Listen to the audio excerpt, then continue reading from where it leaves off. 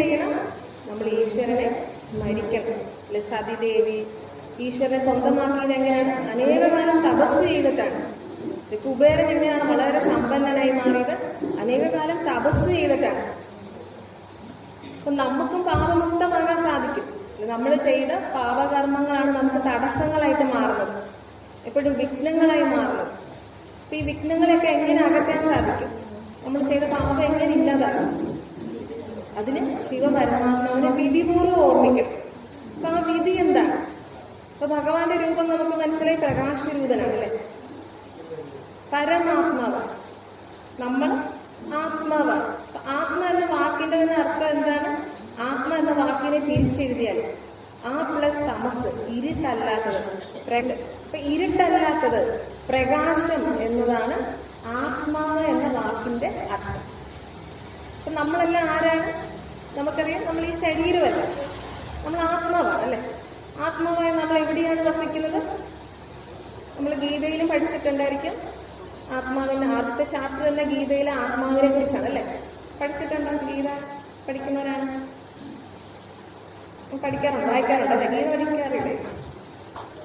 ബാക്കി എല്ലാ ശാസ്ത്രങ്ങളും പഠിച്ചു, ബയോളജി അറിയാം, കെമിസ്ട്രി അറിയാം, ബഹിരാകാശത്ത് പോയി അവിടുത്തെ കാര്യങ്ങളെ കുറിച്ച് അറിയാം. പക്ഷെ നമുക്ക് നമ്മളെ കുറിച്ച് അറിയാമോ?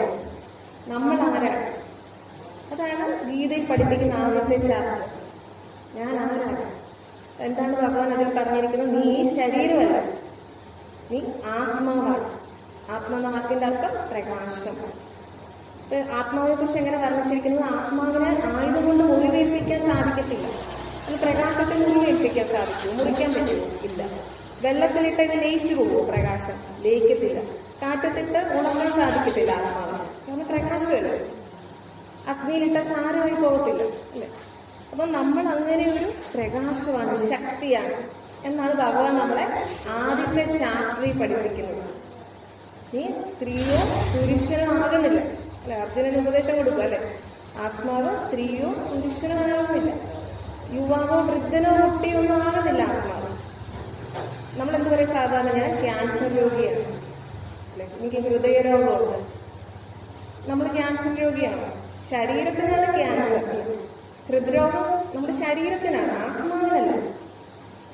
പ്രായം കൂടുന്നതും ശരീരത്തിനാണ്.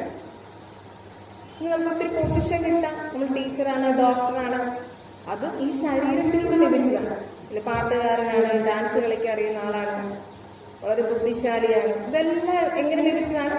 ഈ ശരീരത്തിലൂടെ നമുക്ക് ലഭിച്ചിരിക്കുന്നതാണ്. പക്ഷെ ഇതിൽ നിന്നെല്ലാം വേറിട്ട ശക്തിയാണ്